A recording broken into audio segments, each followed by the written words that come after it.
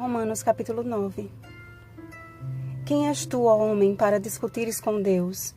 Porventura pode o objeto perguntar quem o fez: por que me fizestes assim? Versículo 20. Paulo desabafou a sua grande tristeza e incessante dor no coração, em palavras sinceras movidas pelo Espírito Santo. Como alguém que sentia profundo amor pelos irmãos, apelou aos judeus pela força de sua origem, que, como israelitas, possuíam as primícias da eleição de Deus. Discorrendo desde Abraão, evocou a aliança como uma dádiva dada a quem Deus aprouver ter misericórdia.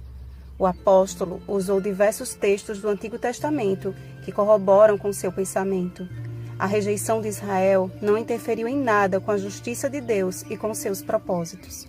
Rejeitar a Deus acarreta consequências pessoais que definem o destino eterno de quem o rejeitou, mas em hipótese alguma podem frustrar os desígnios que ele estabeleceu desde a eternidade. Quando analisamos a história de Esaú e Jacó, percebemos uma nítida diferença entre os irmãos, não apenas no aspecto exterior, mas na vocação de cada um. Esaú era o braço direito de seu pai Isaque, era forte e decidido, tinha porte de líder e grande influência sobre seu povo. Jacó, no entanto, era o queridinho da mamãe Rebeca. Era pacato e apreciava os cuidados domésticos. Sendo mais introvertido e um tanto inseguro, não era tão popular quanto seu irmão. Portanto, apesar da profecia referente à liderança de Jacó, aos olhos humanos, seria mais coerente confiá-la a Esaú. Mas o Deus que esquadrinha os corações nunca se engana, e Jacó assumiu o lugar que ele lhe designou como as primícias do Israel de Deus. Esta comparação feita por Paulo nos revela questões imprescindíveis para compreendermos que as promessas do Senhor são infalíveis e no seu devido tempo acontecem, quer o homem queira, quer não. Que diremos, pois? Há injustiça da parte de Deus? De modo nenhum. E sim que ele, sendo conhecedor do futuro, sabe exatamente a quem usar e como usar. Faraó foi o típico exemplo disto.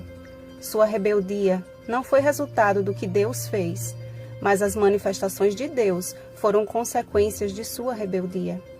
Em toda a história deste mundo, Deus tem suportado com muita longanimidade os vasos de ira preparados para a perdição, a fim de que também desse a conhecer as riquezas da sua glória em vasos de misericórdia, que para a glória preparou de antemão.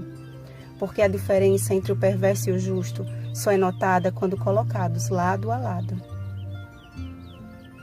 À semelhança de Esaú e Jacó, só existem dois grupos aos olhos de Deus: os ímpios e os justos, os bodes e as ovelhas, o joio e o trigo, as virgens nécias e as virgens prudentes.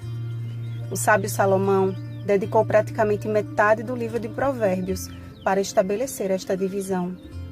A verdade de que Deus chama a quem quer e salva a quem deseja pode parecer tirana e injusta. Contudo, quando olhamos para Cristo e sua vida dedicada a servir e amar uma humanidade que merecia a morte, compreendemos que um alto preço foi pago e Deus não pode permitir que alguns o considerem de pouca importância.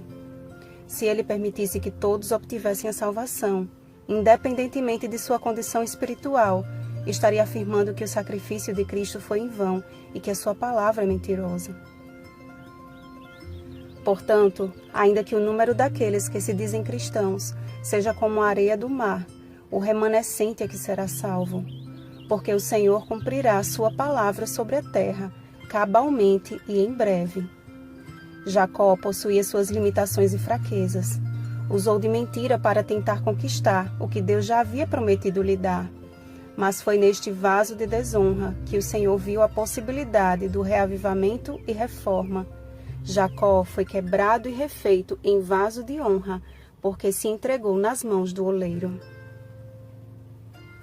Este é o chamado de Deus para cada um de nós. A história de Jacó é uma segurança de que Deus não repelirá aqueles que foram atraídos ao pecado, mas que voltaram a Ele com verdadeiro arrependimento. Foi pela entrega de si mesmo e por uma fé tranquilizadora que Jacó alcançou o que não conseguira ganhar com o conflito em sua própria força. Deus assim ensinou a seu servo que o poder e a graça divina unicamente lhe poderiam dar a bênção que ele desejava com ardor. De modo semelhante será com aqueles que vivem nos últimos dias. Em toda a nossa desajudada indignidade, devemos confiar nos méritos do Salvador crucificado e ressuscitado. Ninguém jamais perecerá enquanto fizer isto. Ellen G. White, Patriarcas e Profetas, página 139. Bom dia, vasos de misericórdia. Rosana Garcia Barros.